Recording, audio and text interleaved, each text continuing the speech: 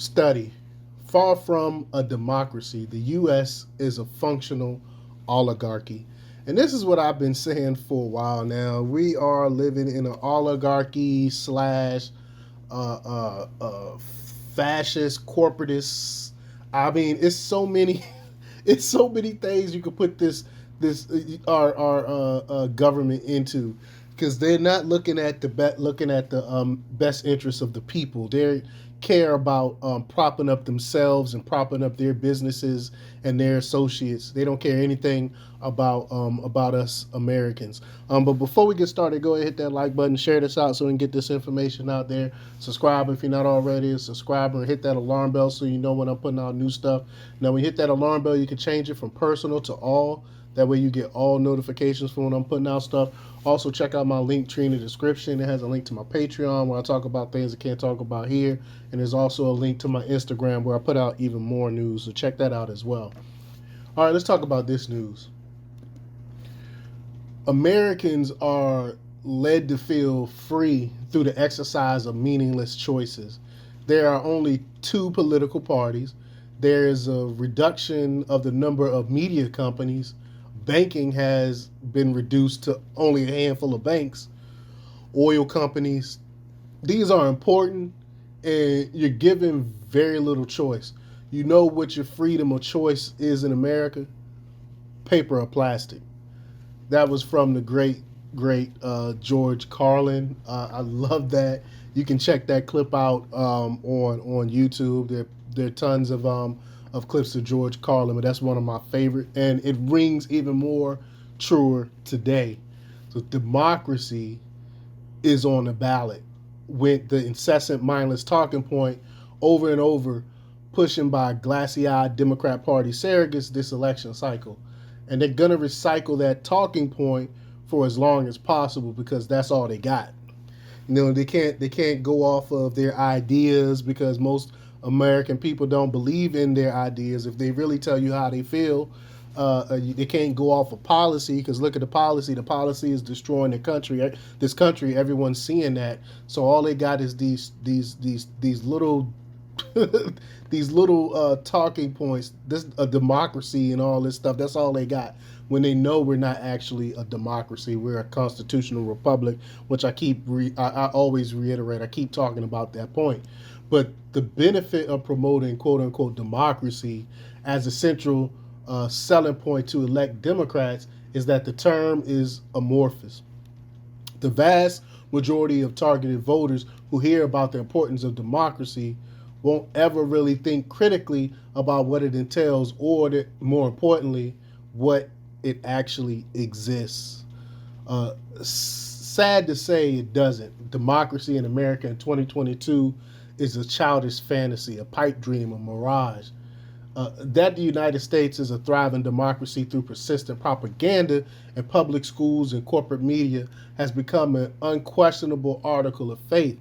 But back in 2014, before Orange Hitler reigned on Democracy Parade, when the neoliberal star child Obama reigned supreme at the pinnacle of democracy, two political science researchers quietly destroyed the narrative.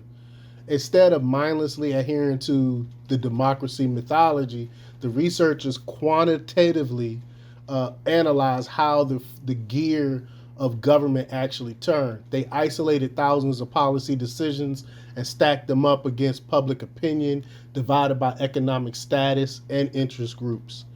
And here is what they found as published in Testing Theories of American Politics: elites, interest groups, and average citizens. All right, so this is what they say. Multivariate analysis indicate that economic elites and organized groups representing business interests have substantial independent impacts on U.S. government policy, while average citizens and mass-based interest groups have little or no independent influence. So we'll stop right there.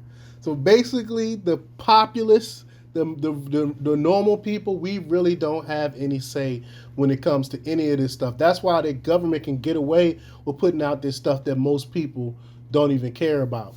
The results provide substantial support for theories of economic elite domination and for theories of bias pluralism, but not for theories of a major majoritarian electoral democracy or majoritarian pluralism.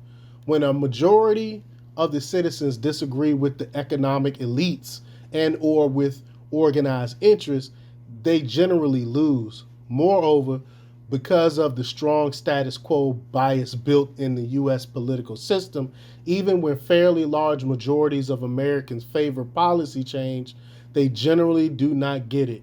Average citizens and mass based interest groups have little or no independent influence over U.S. policy. So I'm just going to pick, to prove the point here, I'm just going to pick a couple things out the air and see if it rings true. When I think of majority shifts and things like that, look at the whole marijuana thing. Federally, nothing has changed. I mean, and the Democrats been running on it for a while now. They went through Barack Obama, who was supposedly for it. Now Joe Biden supposedly for it, and then you had um, Bill Clinton, who said he never he smoked but he didn't inhale. All these people were supposedly leftists, supposedly Democrats that don't that want to legalize this stuff. It never happened, even though the majority of the people want it to happen. So that's just one instance there when you got the majority of the people wanting one thing and nothing moves. And this is again by design. But what that means in a nutshell is that unless you are a privileged member of the DC centric governing class, your preferences about what should happen in your own country matter not at all. Full stop. Elite interests are not your interests. When exactly America lost its true democracy, or whether it ever truly manifested in the first place, is obviously up for debate. What is not debatable is that Americans' birthright of self-governance and enumerated in the founding documents of the Great Experiment has been stolen, specifically and ironically, by the same band of ravenous vultures who preach nonstop about the democracy they stifle.